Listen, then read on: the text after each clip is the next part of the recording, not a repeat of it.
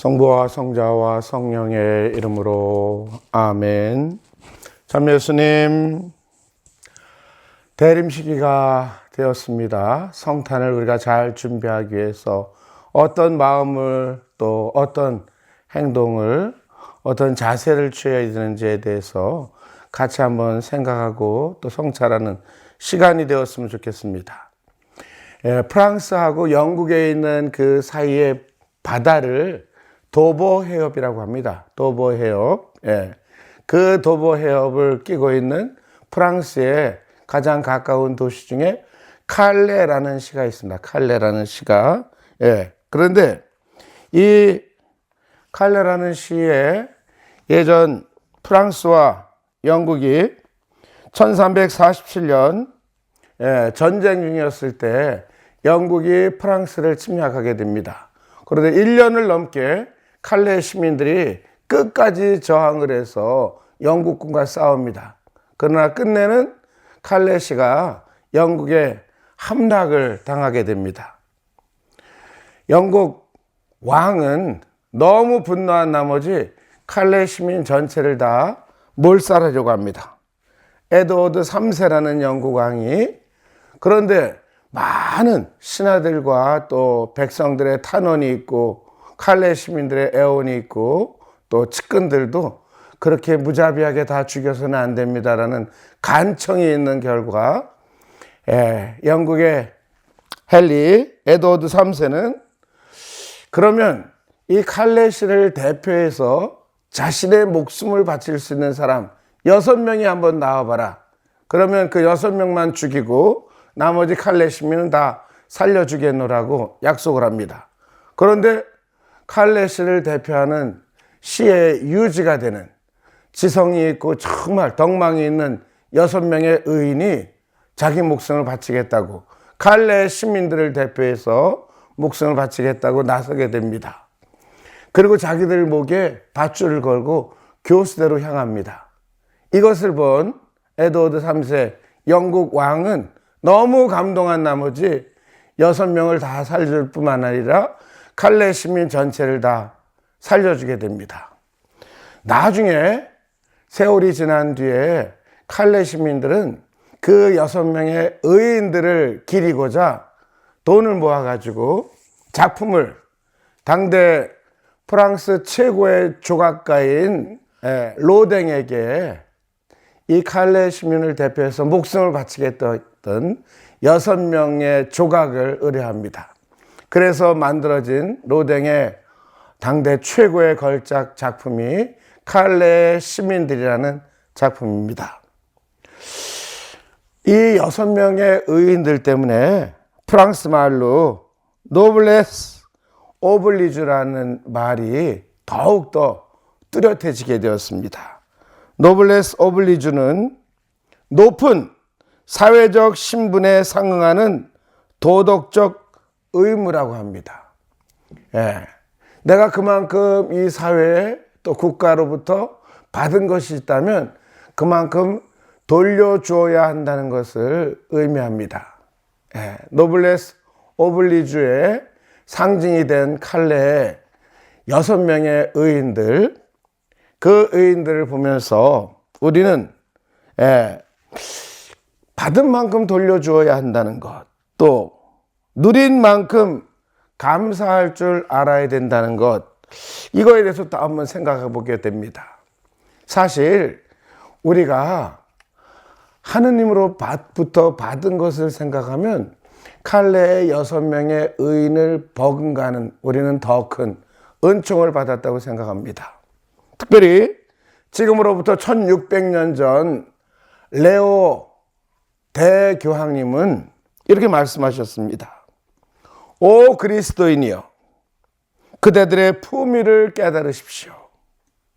여러분이 하느님의 본성에 참여하게 되었음을 명심하십시오. 이런 말씀을 하셨습니다. 제가 예전에 이스라엘 예수님 탄생지인 베들레헴으로 향하던 순례버스에서 가이드가 그런 말을 했습니다. 여러분들은 우리 순례버스에 타신 모든 순례객들에게 가이드가 여러분은 하느님께서 사람이 되셨다는 것을 어떻게 생각하십니까? 그래서 저는 개인적으로 뭘 어떻게 생각하냐, 감사하게 생각한다, 이런 마음을 가졌는데, 그 가이드 친구가 그런 말을 했습니다. 요즘은 개를 많이 사랑하는 사람들, 그래서 반려견이라고 부르면서 개를 애주증지 애완견을 키우는 사람들이 많이 들었는데, 그 사람들에게 그렇게 반려견인 개가 좋으세요? 너무 좋다고. 정말 그렇게 좋으세요? 좋다고. 그러면 개가 되시지 그래요? 그러면 아마 10중 8구는 다 분노할 겁니다. 이 사람아, 사람들은 개가 되라니 이런 개 같은 소리를 하냐고 아마 이럴 겁니다. 네. 그런데 사람이 같은 피조물로 개가 될 수도 있습니다. 우리 당군 신화는 곰이 사람이 됐다는 것을 믿고 있지 않습니까? 같은 피조물로서 사람이 개가 될 수 있고, 개가 사람이, 곰이 사람이 될 수도 있어요. 억지로 맞추자면. 그런데 하느님께서, 창조주이신 하느님께서 피조물인 인간이 되신다는 것은 상상할 수도 없습니다. 그런데 되셨습니다. 하느님께서, 지존하신 하느님께서 저 하늘 옥자를 버리시고 인간 세상에 가장 비참한 인간으로 이 세상에 오셨습니다. 왜? 우리에게 당신의 거룩한 신성을 부여하시기 위해서. 그래서 우리는 하느님의 본성을 부여받은 가장 거룩한 사람들이고 가장 큰 은혜를 받은 사람들이라고 봅니다. 노블레스 오블리주라고 한다면 아마도 가장 우리가 거기에 걸맞는 사회적 신분에 정말 걸맞는 행동을 해야 되고, 그 모든 고귀한 하느님의 품위를 우리에게 주신 은혜에 대해서 감사를 드려야 되는 시기가 이 대림식이라고 생각합니다. 그래서 예수님께서도 우리에게 이렇게 당부하셨습니다. 하늘의 너희 아버지께서 완전하신 것처럼 너희도 완전한 사람이 되어야 한다. 이렇게 말씀하셨죠.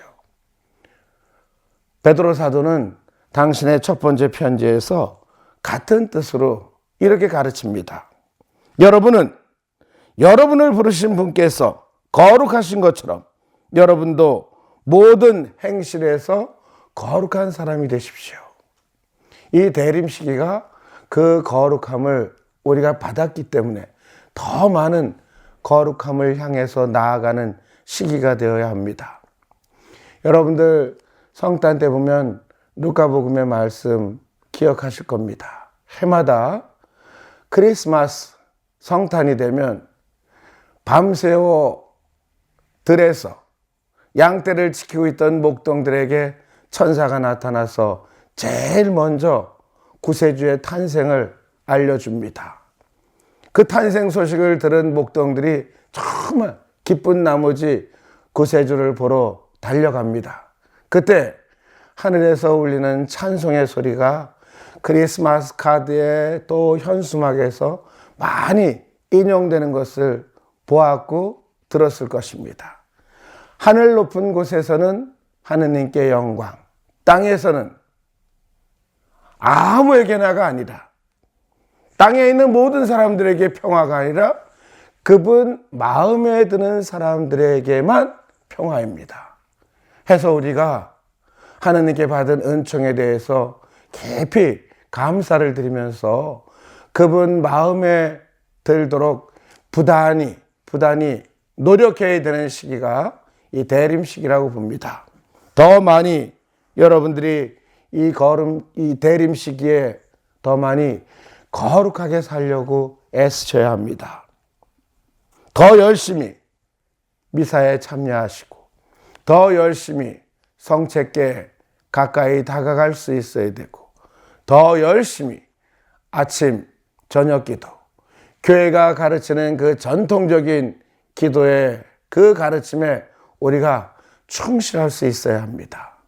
아침 저녁 기도, 묵주 기도, 성경 읽기, 묵상 혹은 필사 등을 통해서 주님과 부단히 더 가까워지려고 주님 마음에 들려고 애쓰는 우리 교우들이 될 수 있어야 합니다. 이번 대림 시기가 하느님께 사랑을 받는 그러한 시기가 될 수 있도록 노력하는 우리 모두가 되도록 합시다.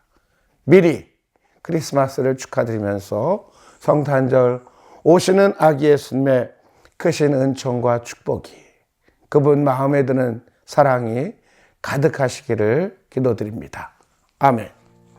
성부와 성자와 성령의 이름으로 아멘.